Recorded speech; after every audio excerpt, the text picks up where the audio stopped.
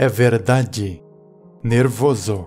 Eu estava pavorosamente nervoso. E ainda estou. Mas por que você diria que estou louco? A doença tinha aguçado os meus sentidos, não os destruído, não amortecido. Mais que todos, o sentido da audição foi intensificado. Eu ouvia tudo, do céu e da terra. Eu ouvia muitas coisas do inferno. Como, então, estou louco? Ouça com atenção e observe a sanidade, a calma com que posso contar a você toda a história. É impossível dizer como a ideia começou a surgir na minha cabeça, mas, uma vez concebida, ela passou a me assediar dia e noite. Motivo? Não havia nenhum. Paixão? Não havia nenhuma. Eu gostava do velho. Ele nunca me prejudicou, nunca me insultou. O ouro dele não me apetecia. Acho que foi o olho dele. Sim, foi isso. Ele tinha o olho de um abutre, um olho azul embaçado, coberto por uma membrana. Quando o velho olhava para mim com aquele olho de abutre, meu sangue congelava. E então, aos poucos, bem aos poucos, eu finalmente decidi que tinha de tirar a vida do velho e assim me livrar daquele olho para sempre. Agora essa é a questão. Você acha que estou louco? Loucos não sabem de nada. Mas você deveria ter me visto. Devia ter visto com que sensatez eu agi. Com que cuidado. E que prudência. Com que dissimulação fiz meu trabalho. Eu nunca tinha sido tão amável com o velho como fui durante toda a semana antes de matá-lo. E todas as noites, por volta da meia-noite, eu girava o trinco da porta dele e a abria, com tanta delicadeza.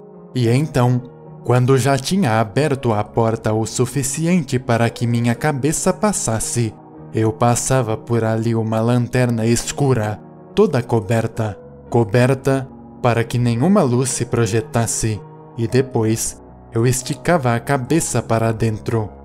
Você acharia graça se visse a destreza com que eu passava a cabeça pela abertura.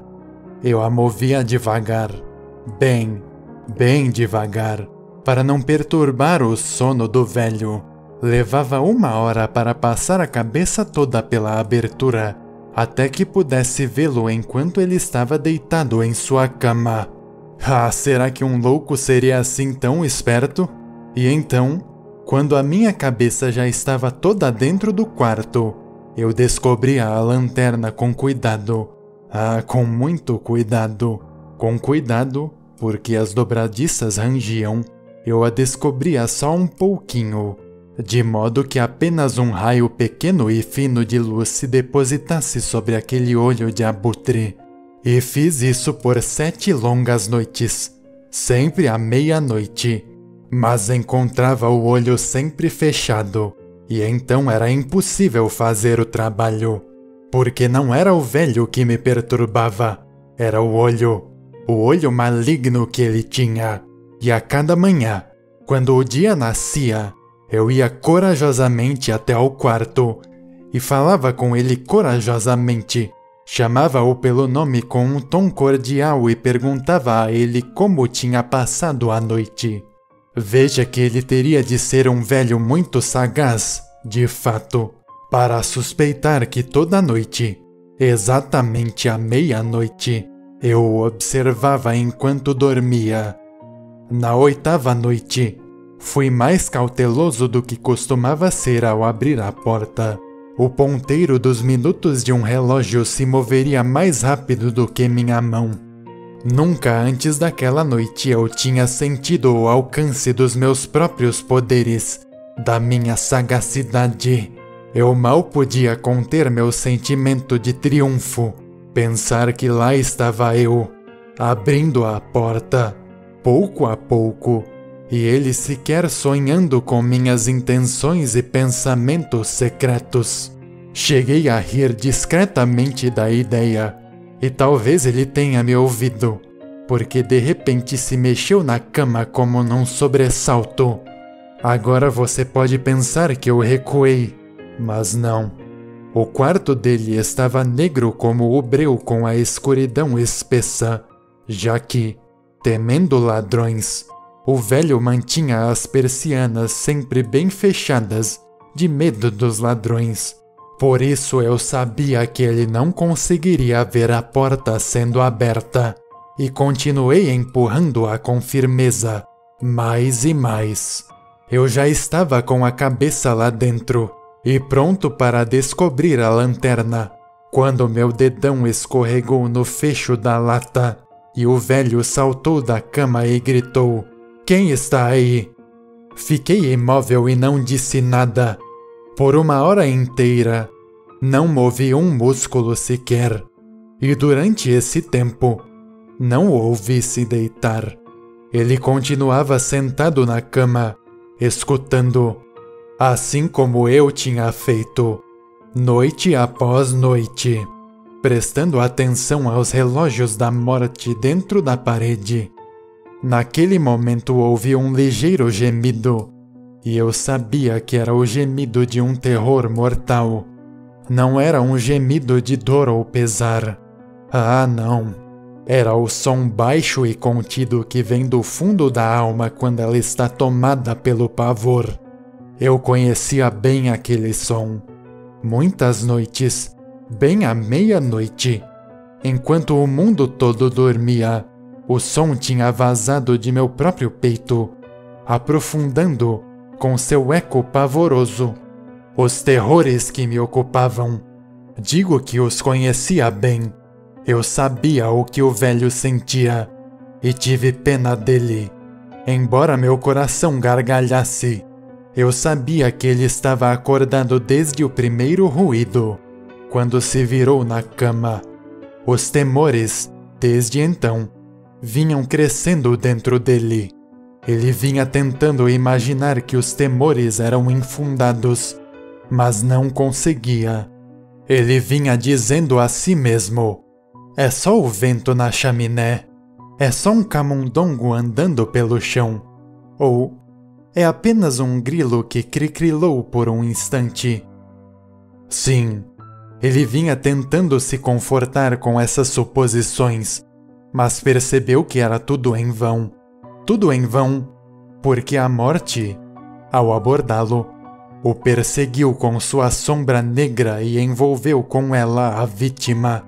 E foi a influência tétrica da sombra indistinguível que fez com que ele sentisse, embora nada visse ou ouvisse, a presença de minha cabeça dentro do quarto. Depois de ter esperado por um longo tempo, com muita paciência, sem ouvir o velho se deitar, resolvi abrir um pouquinho, bem pouquinho, a lanterna. Então a abri. Você não pode imaginar a forma tão furtiva, até que um único raio, fraco como a teia da aranha, escapou pela fenda e foi inteiro de encontro ao olho do abutre.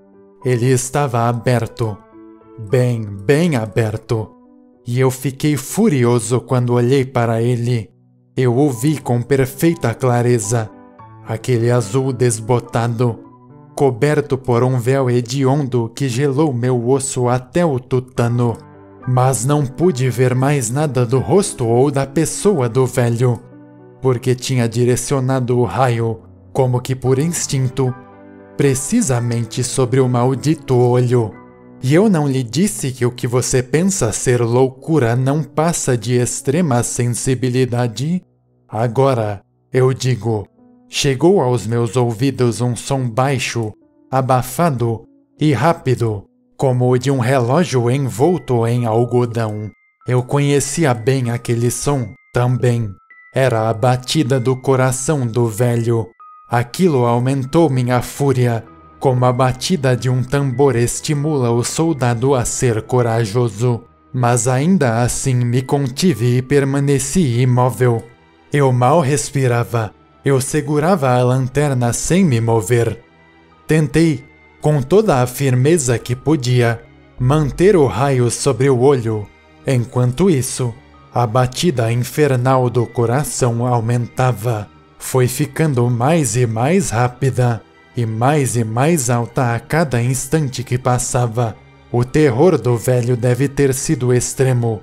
Ficava mais ruidosa, eu digo, mais barulhenta a cada instante. Você me entende bem? Eu disse a você que sou nervoso, então sou mesmo. E agora, a hora morta da noite, em meio ao silêncio daquela casa velha, um barulho tão estranho quanto esse me levou a um terror incontrolável.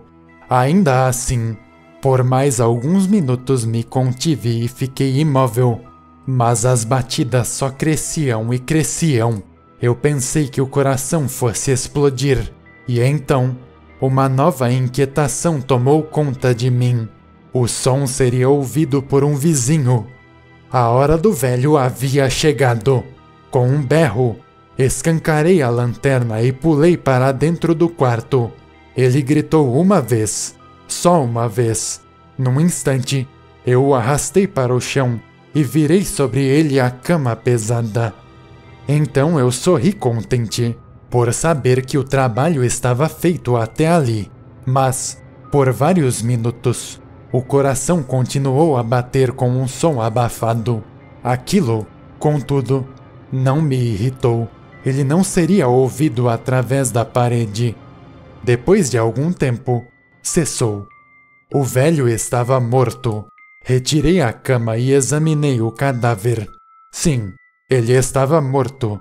Definitivamente morto.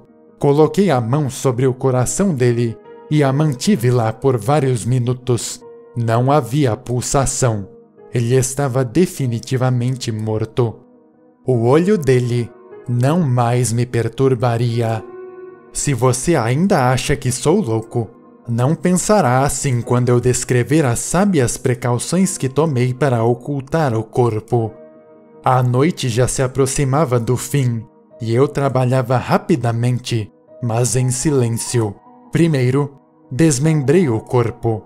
Decepei a cabeça e os braços e as pernas.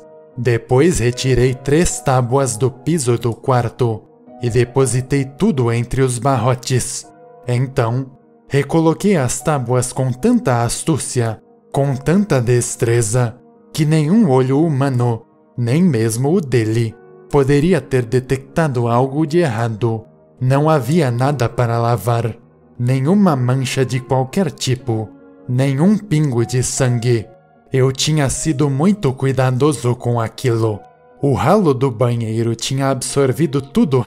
Quando cheguei ao fim do trabalho, eram 4 horas da manhã, ainda escuro como a meia-noite. No instante em que o sino badalava as horas, veio uma batida na porta da rua. Desci para abrir a porta com o coração leve, pois o que tinha eu agora a temer? Entraram 3 homens que se apresentaram com uma cortesia perfeita, como oficiais da polícia. Um grito tinha sido ouvido por um vizinho durante a noite.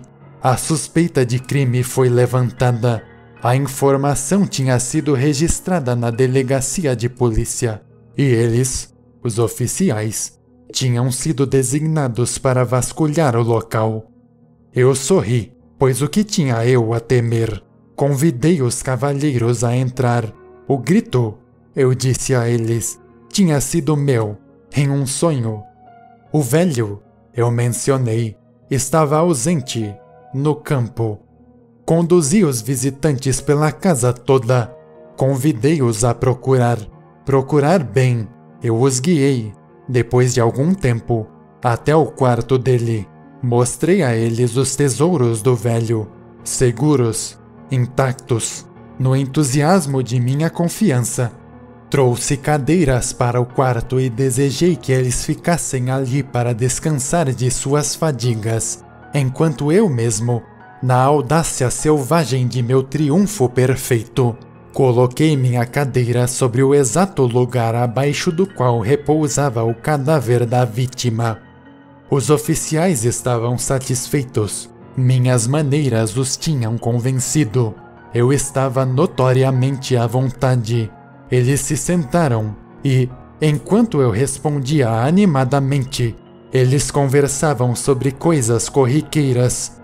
Mas, pouco depois, eu me sentia empalidecendo e desejando que eles se fossem. Minha cabeça doía e imaginei um zumbido em meus ouvidos. Mas eles continuaram sentados e conversando. O zumbido se tornou mais distinto. Ele continuou e se tornou mais claro.